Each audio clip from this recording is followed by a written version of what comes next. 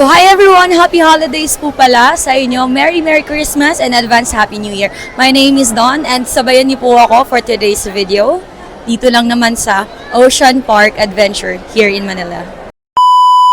So since magse-celebrate tayo ng Pasko, malayo po sa pamilya natin, why not treating ourselves in Christmas holiday season by myself? So why not?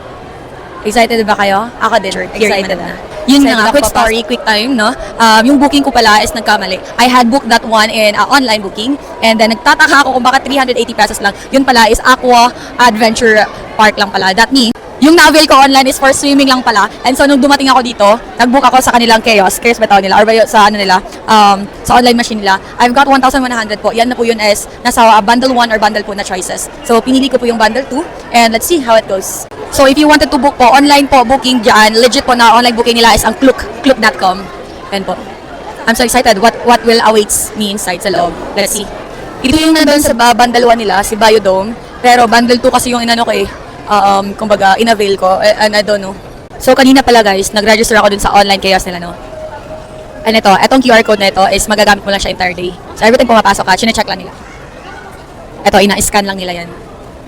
So, ayun na nga guys, nandito na tayo sa loob. Medyo mahaba lang yung pila pero worth it, okay?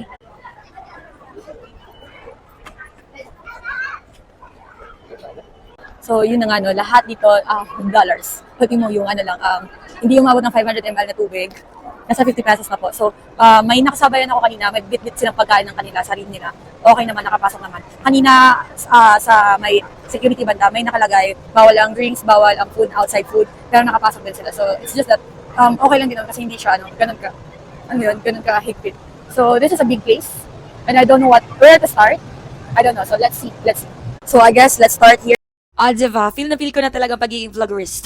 Siya nga pala, you heard it before that yes, it's 1,100 pesos po with 9 destination na po yung mapupuntahan ninyo sa buong araw na bundle na napili ko at that day. And again, for more information po, please visit to the site or even sa klook.com at para mabook na ang entire activities na gagawin ninyo for a day. At eto na nga, first stop ko pala is si Oceanarium. Excited ako kasi ito yung nagtitrend ba na napakamalaking aquarium tapos nasa ilalim ka. So, yung excitement ko talagang over talaga dyan. Ma-share ko lang yung pinakaunang experience ko no ay talaga a little bit nakakalula siya in fairness and at the same time, para bang mixed emotions, kumbaga, medyo may na-realize ako tuloy. Yung tipong ilang ulit ka na pabalik-balik ng Manila tapos ngayon ka pa lang nakapag-decide to explore the beauty of Manila talaga. Hala ka, buti na lang nabagok yung ulo ko. At nang na-realize ko, ay kay ganda pala dito. Yun na tuloy papasok ang lesson learned of the day. Yung tipong dapat you'll have to think out of the box. Tapos isa pa, wag puro what if ay goran na. Diba? Kailan pa ba tayo mag-go kapag tayo ay gorang na? Hala, si Makels. Alam nyo ba na may mga corners na talaga mapapabuntong hininga ka na lang talaga. And then later on, mapaka-cry na naman and then mag-emotional na naman. Wala lang ka ng point na na-appreciate mo lang ang mga bagay. Simpleng bagay katulad ng chorus nito, diba? Na-ignorante man ako, And then, napawonder-wonder na naman ako. Napakaganda talaga. Yung tipong this is just a perfect portrayal of what under the sea look like, diba? Pero apaka-perfect man. So, heads up nga pala or tip lang para sa inyo. Lahat ng papasukan po natin is 1 week lang. Wala pong re-entry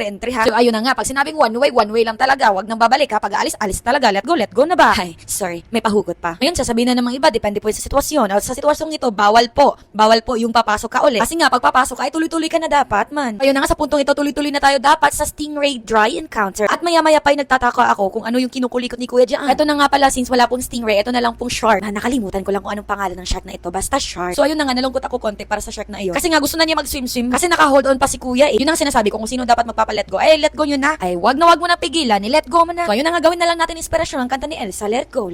Can't hold it back anymore. By the way nga pala, speaking of the kaharian ni Elsa, punta muna tayo dito sa Antarctica. So again, wag natin kalimutan, magpapabaril na naman tayo kada intra natin ha. And again, para na naman akong bata nito. As in, sobrang gusto ko talaga mag-jump sa sobrang saya nito kasi nga naman, first time ko makakita ng penguin. So ayun na nga, nakapag-decide ako na i-close up ang pag-vision ba. Oo, pero medyo blurry man. Actually, gusto ko talagang pumasok doon at mag-picture. Kaso 700 pesos kaayo. Okay naman talaga din siya. Deserve to wait for long talaga. Kasi nga, ang haba-haba ng pila, para kang nag-aantay ng forevermore. Talagang okay na sana yung presyuhan Kaso lang, sa sobrang haba ng pila, ay nako, wag na lang. So ayun na nga, medyo naiingit ako sa mga naka-avail sa activity na to. At every time na mapapasulyap ako sa mga penguin nito, ay mareremember ko yung movie na yung Happy Feet ba? Hala siya. To more happy chika ha. Ang part 3 na ito ay abangan. Kung dumaan man yung video na ito sa pages ninyo ay hala, paki-like naman and follow. Thank you so much and bye for now.